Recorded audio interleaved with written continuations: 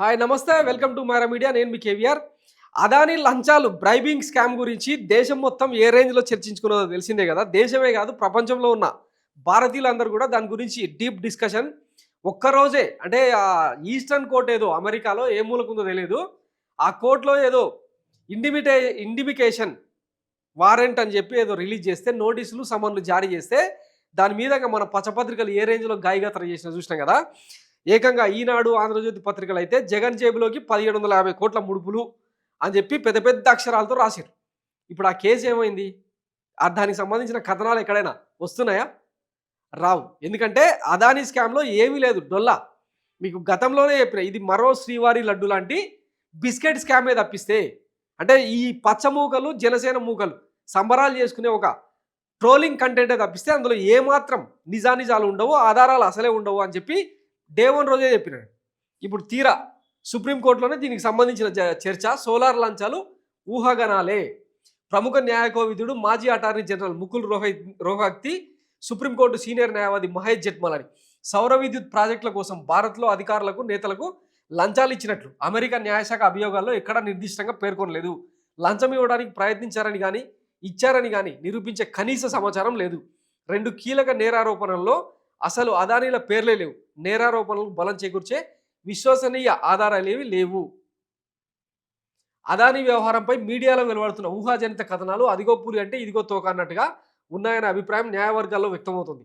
విద్యుత్ ప్రాజెక్టులకు సంబంధించి అదానీ గ్రూప్ లంచాలు ఇచ్చేందుకు కుట్ర పన్నిందంటూ US foreign corrupt practices act కింద అమెరికన్ న్యాయశాఖ నమోదు చేసిన కేసులో నేరారోపణలకు బలం చేకూర్చే విశ్వసనీయమైన ఆధారాలేవి లేవని ప్రముఖ న్యాయ కోవిదుడు మాజీ attorney general Mukul Rohatgi, supreme court senior న్యాయవాది మహేష్ జెట్మలాని స్పష్టం చేశారు. సౌర విద్యుత్ ప్రాజెక్టుల కోసం అదానీ గ్రూప్ భారత్లో అధికారులకు నేతలకు లంచాలు ఇచ్చినట్లు డిఓజే తన అభియోగాల్లో ఎక్కడ నిర్దిష్టంగా పేర్కొనలేదని వెల్లడించారు. కేవలం కుట్ర జరిగి ఉంటుందని అభిప్రాయపడ్డారే కానీ అందులో నిజానిజాలు ఏవీ లేవని చెప్పి సుప్రీంకోర్టు దృష్టికి తీసుకుపోయారు అనమాట.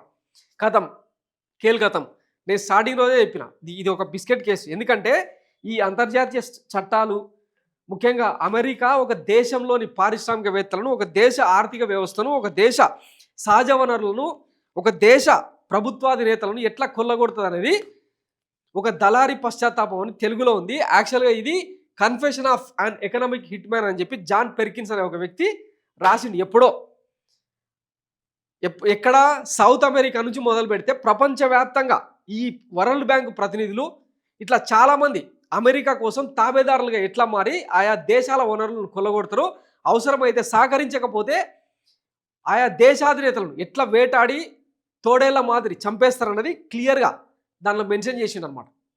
ఈరోజు భారతదేశంలో అదానీ స్కామ్కు సంబంధించి ఇంత గాయగతర చేయాల్సిన అవసరం ఏముంది అంటే, కొంతమంది ఆర్థిక ప్రయోజనాల కోసం Elon Musk, Amazon CEO Jeff Bezos ఇట్లా కొంతమంది కోటరీ కోసం పనిచేస్తున్న వ్యవహారం తప్పిస్తే ఈ కేసులో ఎట్లాంటి సహాయకత లేదు. భారతదేశంలో అంటే అదానీ, ప్రధాని, అంబానీ, అమిత్ షా మొత్తం 4 చేతుల్లోనే వ్యవస్థలు నడుస్తున్నాయని చెప్పి ప్రతిపక్షాలు ఎప్పటి నుంచో విమర్శిస్తూనే ఉన్నాయి. 2 కొంటుంటే 2 అమ్ముతున్నారని చెప్పి ఎప్పటి నుంచో ఉన్న విమర్శలే. అట్లని భారతదేశ కార్పొరేట్ రంగం మొత్తమే తప్పు అన్న రేంజ్లో ఇప్పుడు రాస్తా ఉన్నారు కదా. ఇది రాంగ్ అనమాట. ఇట్లాంటి రెడ్ టేపిజం, ఇట్లాంటి దిక్కుమాలిన కథనాలు అంటే భారతదేశంలో ఒక ధనవంతుడు తన యోగ్యతతో, తన వ్యాపార దక్షతతో ఎదిగితే మరొకటి కళ్ళు ఓర్చుకోలేమన్నమాట. అందుకే ప్రతి ఏడాది దేశం నుంచి 10,000 మందికి పైగా టైకోన్స్ దేశం దాటి వెళ్ళిపోతున్నారు అనమాట. ఇది మన దేశంలో జరుగుతున్న నీచమైన రాజకీయ కుట్ర. సరే, ఇవన్నీ పక్కన పెడితే ఇది టెక్నికల్గా చాలా పెద్ద ఇష్యూ. దీని మీద మన వాళ్ళు ఏం రాసిర్రు? ఇంతకుముందు చెప్పిన కదా, ఆంధ్రజ్యోతి, ఈనాడు, ఈ పచ్చ బోకడ పత్రికలన్నీ ఇంకా జగన్ రేపో మాపో వేసుకుపోతారు. అమెరికా చట్టాలు మొత్తం ఆయన ఇచ్చిపెట్టే సమస్యనే లేదు. ఈ కేసు కనుక ప్రూవ్ అయితే అదానికి 25 ఏళ్ళు జైలు శిక్ష అని చెప్పి ముందస్తు ఊహాగానాలు రాసుకొచ్చిర్రు అనమాట. మరి ఈరోజు వాటికి అందరికీ ఏంటి ఆధారాలు ఏంటి? సుప్రీంకోర్టు సాక్షిగా వాదనలు జరిగినాయి. ఈరోజు పార్లమెంట్లో జాయింట్ పార్లమెంటరీ కమిషన్ వేసి దాని మీద ఎంక్వైరీ చేయబోతున్నారు. తేలకపోతే ఇప్పుడు రాసిన కథనాలన్నింటిని వెనక్కి తీసుకుంటారా? జగన్మోహన్ రెడ్డికి, ఇతర నేతలకు జరిగిన డ్యామేజ్ని కంట్రోల్ చేస్తారా? మొదటి నుంచి చెప్తున్నా, లాజిక్లెస్, బేస్లెస్ కథనాలను రాస్తున్నారు వీళ్ళు. ఏదో ఓ రోజు ఇరుక్కుంటారు. ఎందుకంటే ఇదే అదాని తన గ్రీన్ ఎనర్జీని జమ్మూ కాశ్మీర్కి అమ్మిండు, ఒడిశాకి అమ్మిండు, మరికొన్ని రాష్ట్రాలకు అమ్మిండు. ఈ మిగతా రాష్ట్రాల్లో బీజేపీ పాలిత ప్రాంతాలున్నాయి, బీజేపీ పాలిత రాష్ట్రాలున్నాయి, కాంగ్రెస్ పాలిత రాష్ట్రాలున్నాయి. కానీ జమ్మూ కాశ్మీర్ మాత్రం ప్రెసిడెంట్ రూల్ కింద ఉంది. మరి ఆ లెక్కన ప్రెసిడెంట్ ద్రౌపది ముర్ముకు కూడా లంచం ఇచ్చే అక్కడ విద్యుత్ నమ్ముకున్నాడా? ఇట్లా తలా తోకలేని అంశాలన్నీ కూడా తెర మీదకి వస్తూ ఉన్నాయన్నమాట. ఇది పచ్చపత్రికల డొల్లతనం. ఈ కొడుకులు ఏది రాస్తే అదే నిజం అని చెప్పి మన పచ్చ డిజిటల్ మీడియా ఇంకా పోస్టుల మీద పోస్టులు వేసుడు, వాటిని జనం నిజాలని నమ్ముడు. ఇది జరుగుతూ ఉందన్నమాట. ఇంక దానికి ఆంధ్రజ్యోతిడేమో ఏకంగా ఆంధ్ర ఎస్కోబార్ అంతర్జాతీయ రౌడీ షీటర్ 17C కింద గవర్నర్ అనుమతి తీసుకొని ఇమ్మీడియట్గా లోపలేసిన తర్వాత విచారణ చేయాలని చెప్పి ఆడు కొత్త పలుకు రాస్తాడనమాట. మీ వల్ల తెలుగు రాష్ట్రాల పరువు ఎంత గంగలో కలుస్తుందన్నది ఎవ్వడు గుర్తించట్లే. పత్రికా స్వేచ్ఛ అవసరమే, కాదనరు, ఎవ్వడు కాదనడు. నువ్వు యాజ్ పర్ రూల్ ప్రకారం రాసుకొని మనసాక్షి అనేది ఒకటి ఉంటుంది కదా. ఎంతసేపు బాబు గారికి చెక్కభజన చేసేందుకు, ఆయనకు జాకిలు పెట్టి లేపేందుకు వార్తలు రాస్తా అంటే నువ్వెందుకు, నీ పేపర్ ఎందుకు? సో ఇవన్నీ నిలదీసినాడు. ఒకప్పుడు బాగా గుర్తనమాట నాకు, అల్లా మీద ఏదో తప్పుడు పోస్ట్ పెడితే ఫ్రాన్స్లోని ప్యారిస్లో చార్లిస్ హెబ్డో అనే ఒక పత్రిక మీద, పత్రికా కార్యాలయం మీద బాంబులు వేసి తగలబెట్టిండ్రు ఐఎస్ఐ తీవ్రవాదులు.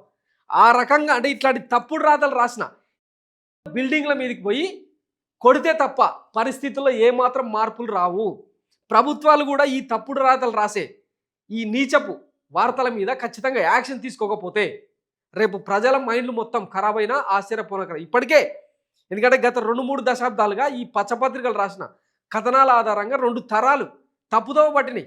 ఇప్పటికీ బాబుగారే విజనర్ అనుకుంటారు ఈ రాష్ట్రాలు, ఇప్పటికీ బాబుగారే పరిపాలన దక్షుడు అనుకుంటారు. అది మన దౌర్భాగ్యం అనమాట. సో దీని గురించి ఇంకా చెప్తే చాలా పెద్ద సబ్జెక్టు, ఇంకా డీటెయిల్గా మాట్లాడుకుందాం. మొత్తం మీద సుప్రీంకోర్టు రంగంలోకి దిగిన తర్వాత దాని గురించి జరుగుతున్న ఎంక్వైరీలో భాగంగా నిజాలన్నీ బయటకు వస్తున్నాయి. ఇంకా చాలా వచ్చేది, చూద్దాం ఏం జరుగుతుంది. పార్లమెంట్లో ఇంకా అసలు గేమ్ మొదలవుతుంది. ఈరోజు వాయిదాల మీద వాయిదాలు పడతా వస్తుంది. అక్కడ టీఎంసీ ఎంపీలు, మిగతా డిఎంకే పార్టీ ఎంపీలు వీళ్ళందరూ మాట్లాడినప్పుడు ఆ నిజాలేందన్నది తెలిసి వస్తుంది. చూస్తూనే ఉండండి మారా మీడియా. నేను మీ కేవీఆర్. Thank you.